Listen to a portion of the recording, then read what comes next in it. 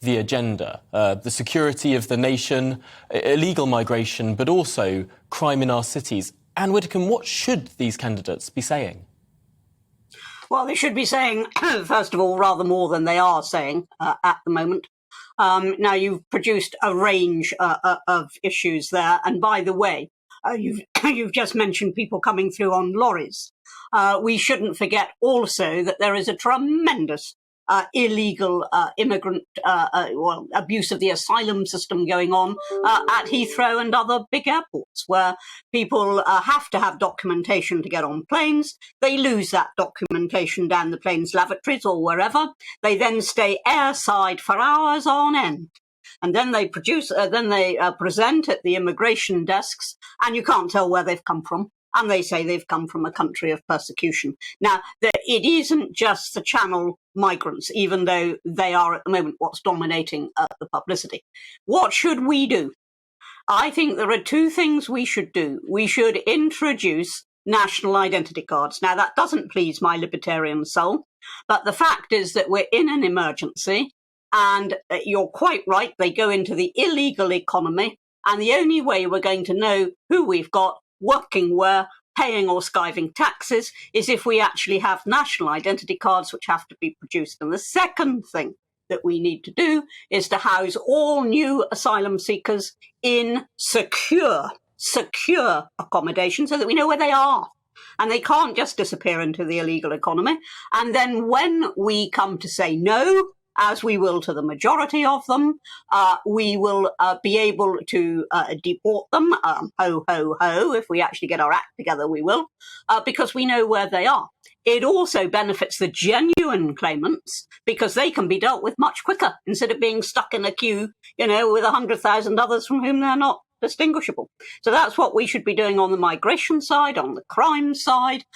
We should be, as Giuliani did in New York, investing in a vast increase in policing, having zero tolerance, because that is the way you get the message across this won't be tolerated, and focusing heavily in local areas on what the problem is. In London, for example, knife crime. Now, there should be regular stop and searching, and you should know that. If you leave your house carrying a knife, you are likely to be stopped and searched. And if you are stopped and searched, you won't just be patted on the head and told to go home. You'll be arrested. Now, if we don't actually have that sort of decisive action, you can talk all you like. Nothing's going to happen. It's a really key, interesting point there on the stop and search, particularly for knives. I wonder if there's been too much stop and search for other non-violent offences, potentially, to the exclusion of the potential for violent offences. Well, I don't know what you mean by non-violent. If you mean drugs, for example, then what we should consider is this. Drugs account for a third of all crime. A third. They account for 80% of acquisitive crime. That's theft, burglary, shoplifting. They account for all of that. Therefore, you would make a huge impact on drugs. Again, I quote Giuliani. He understood that. You'd make an enormous impact on crime as a whole if you take drugs seriously.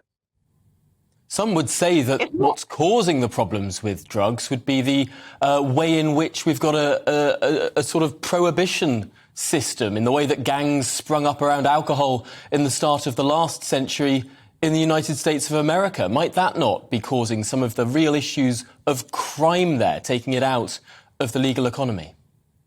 No, if you actually look at what happened in Amsterdam, there was a study done that showed that as soft drug use went up, which it always will, if you legalise or decriminalise drugs, it will always go up, that if soft drug use went up, so did hard drug use. And the answer isn't very difficult to work out.